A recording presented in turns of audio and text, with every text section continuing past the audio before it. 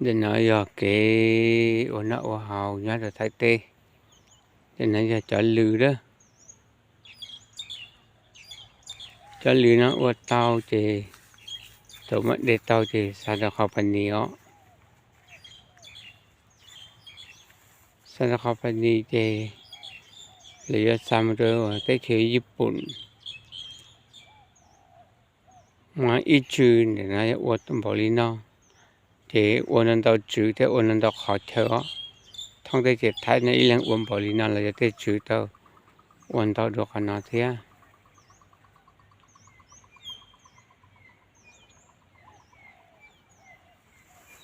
để tao chỉ mới lưu nó ít kilo này à có xem ba mới được có im ba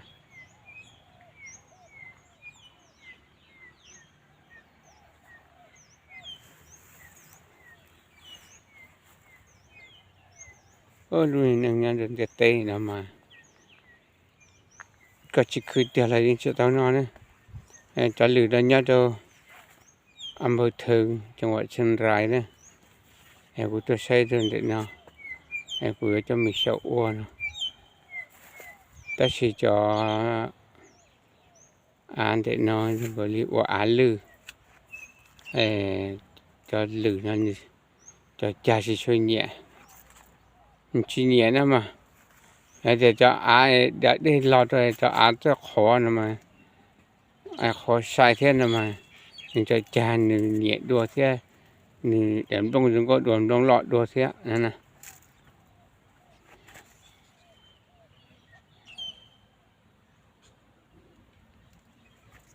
chơi là cô chú mua ประสบการณ์แห่งวิจัยละอ่อนนะว่าเขาเนี่ย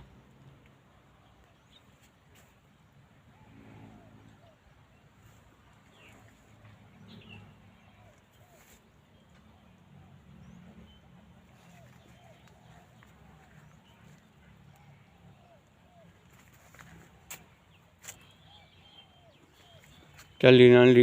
ลีดูอ่ะลีดูนะเป็นอะไรมันได้ตายชิมัวเลยเขาไม่ได้ตายชิมัวไม่ได้ตายนู่นนั่นจังมัวเลย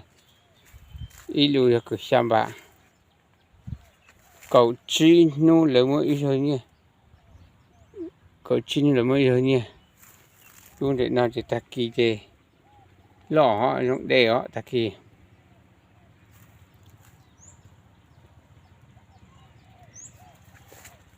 มาแล้วตอนนั้นเด็กตัวเลย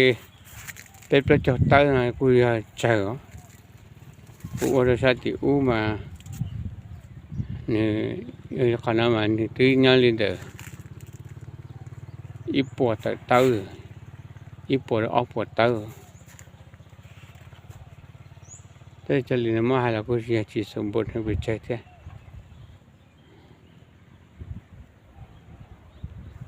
ชาติน่ะไม่ดูเนี่ยเดี๋ยวเรารอไม่น้ำอิงอยู่ในชาติน่ะเนี่ยให้เราจะเป็นไม่ใช่cái xe giờ lừa đảo trả thế nào? Dòng gì cho bọc khơi không phải chơi không một cho lừa to thế này. Cho nó có lên chỉ lo vậy. Cho nó mà này lo là cho nó có lên chỉ lo vậy. Họ chỉ chẳng để cho ăn nó ăn lừa à. Cho nó ăn lừa anh chỉ cho chân chỉ nhẹ nè, cho chân lưỡi chỉ nhẹ nè, cho ăn tốt đấy đấy, mình cho khó thế, mình cho lần tôi thế, thì nhiều như thế, và cho cả đời nó đã hỏi, tôi ăn lưỡi chỉ nhẹ nè.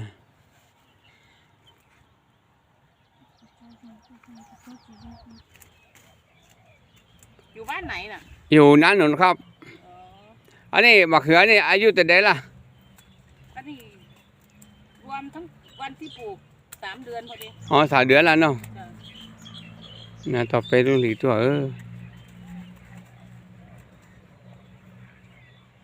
ถ้าจะปลูกเลย3,000คนละ1,500คนละ1,500บอกว่าพื้นที่ของผมมันกี่ลงได้กี่ร้อยกี่พันต้นเนี่ยแต่ว่ามันเป็น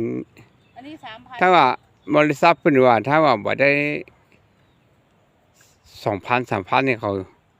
จะบอกให้ป่วยลงอีนี่ก็เลยลำบากใจหน่อยเพราะบ่ปลอมบ่คุ้มเขาไปเก็บเอาอีน่ะ แม่ก็ต้องให้แฟน1,500ก็หรือให้ลูกก็ได้เอาชื่อลูกก็ได้ อืม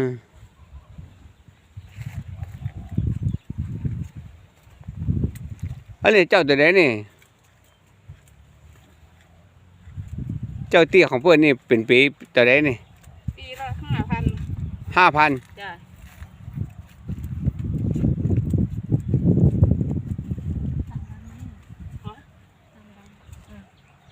ตัดใบออกถ้าจะปลูกก็ปลูกเยอะๆเลยไม่ต้องปลูก1,500เหมือนเขาหรอกไม่ได้ อืม เสียเวลาเรา ใช่ถ้าจะปลูกเนี่ยเอาเพื่อมันเป็น3-4 ปันเนี่ยเหมาะหน่อย จะมีคนงานเยอะก็ใส่ไปเลยนี่มันไม่มีคนงานไม่มีใครรับจ้างทำเองทำเอง cho lục của hai này nó giờ cho lục thay nha tôi sắc ẩu tế đó เออ này cái hành lý của hai nó เวลาปลูกก็จ้างเวลาเราเก็บได้สักเดือนหนึ่งก็จ้างคนงานเก็บเลย อันนี้ตอนพวกตอนที่พวกก้านี่ก็เอาลงตั้งใส่แล้วก็ยอดเข้าไปอีกอ่ะ เอาไม้นี่ใส่หลุมเนี่ย นั่นแหละ ใส่ลุมไม้กลม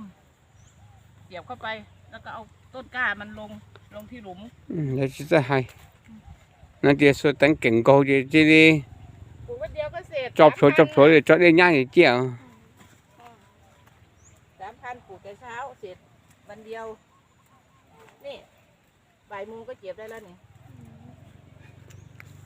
บ่ายโมงก็เก็บอีก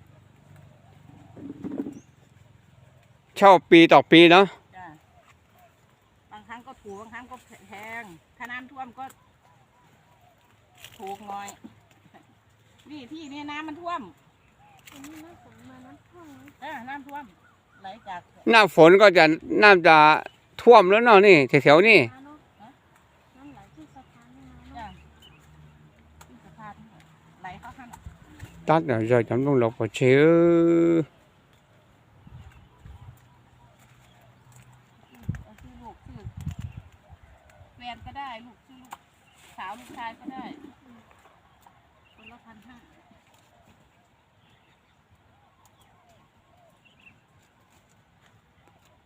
พี่สาวเนี่ยเขามีที่เยอะ แต่ว่าเขาก็จะปลูกข้าวโพด ถ้าเอามะเขือไปปลูกกำลังจะขยายกิ่งก็ตัดทิ้งแล้วเสียดาย ยังไม่ต้อง จะไหนอย่าฮะอันนี้อยู่บ้านที่ไหนมาเช่าที่นี่ สันไสงามค่ะ ไหนวะ สันไสงาม อ๋อ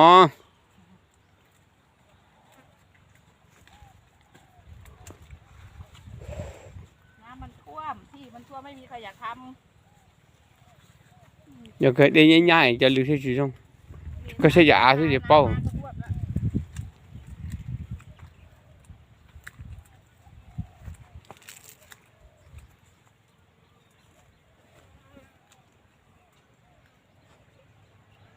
nó lúc chị nó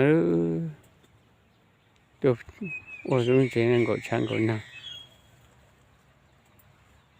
lúc nào cứ nó cứ hồi nhốt kênh gọi đi kia chị ôi là chị tao nó chị tao hầu ôi là anh chơi nhé ôi chị vấn đề cho mà đi tao tất cả mà phải mà nhốt kênh gọi thế chị dựng ôi đã ôi rồi nó xảy nó gì ngày bằng lũ do thế thế chị toàn ngày bằng như thế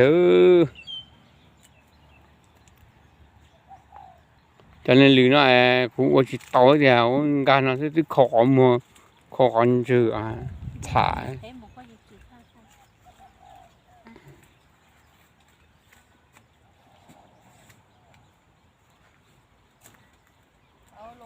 เขาลงทุนให้มันมี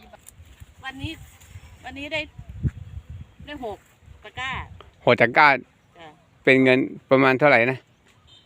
ประมาณ1,000 กว่าบาท อ๋อต่อวันเนาะ ตอน4 โมงก็เก็บอีกประมาณ2 ตะกร้า ตอนนี้เหลือแต่ได้อย่างเดียวนี่เนาะใช่เปล่า ลงทุนไปครั้งหนึ่งตอนนี้มีแต่ ได้อย่างเดียวละ ได้อย่างเดียว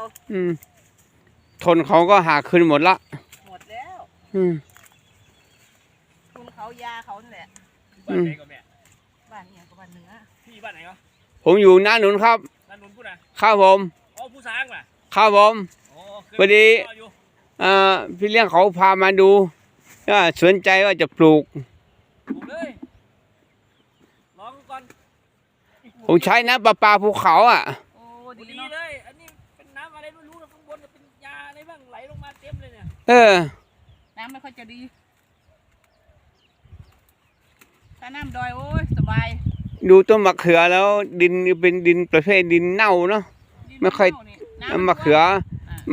ไม่ชอบ แห้งช้า ดินเหนียว นากับดินดอยอะมันชอบดินแบบนี้ไม่ค่อยอ่ะ ดินทรายนี่ชอบ อันนี้เป็นทรายผสมนะทรายขี้เป็ดผสมอ่ะ ใช่ มันเก็บน้ำไม่อยู่ถ้านั้นลงแนะนำให้โอ้ดีอยู่นั้นลงปลูกกับ 通常通地出多打出那些，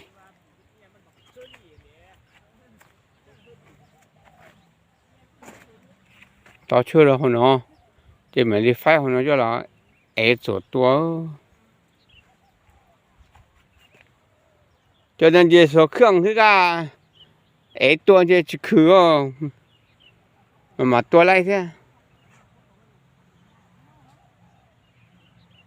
cho bé xây tụi đi lao tỏ cho đỡ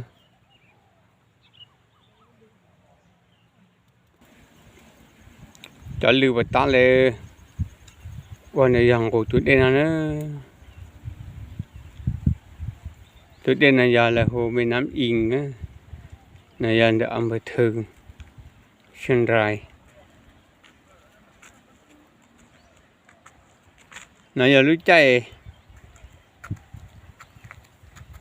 ว่าเลยกระทงมาตัวเด่นจีเรียกว่าคนนอนซื้อตั้งกบเขา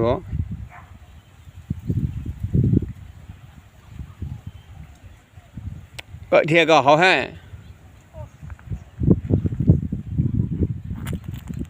เทียนั่นแหละเขาเจจิตาวันนั้นว่าเขาเนี่ยยอเกิดเทียนเขาเจเลยช่วงเลยเนี่ยฉันดูหุ่นดาวเที่ยวเนี่ย怎么去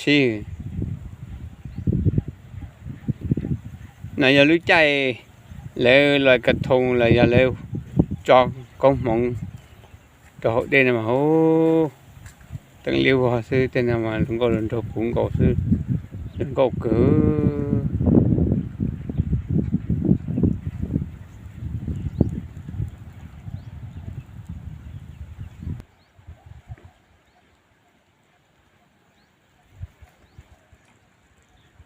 nhà tôi xa thay tế thì nó mà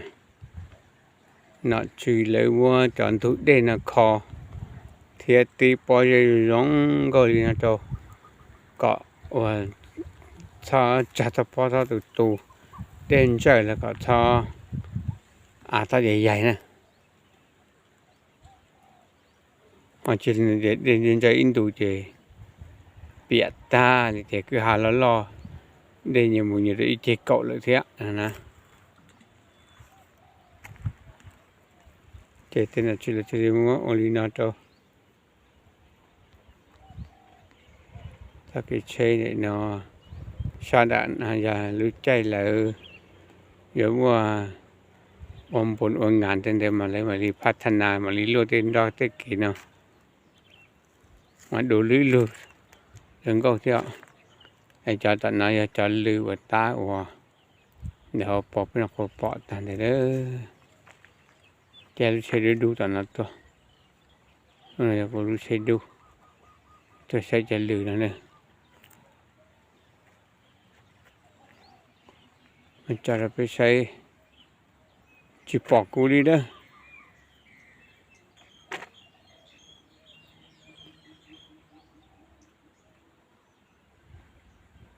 เป็นนายรุ่นดงthường rồi nè, ông bự thường chừng lại nè.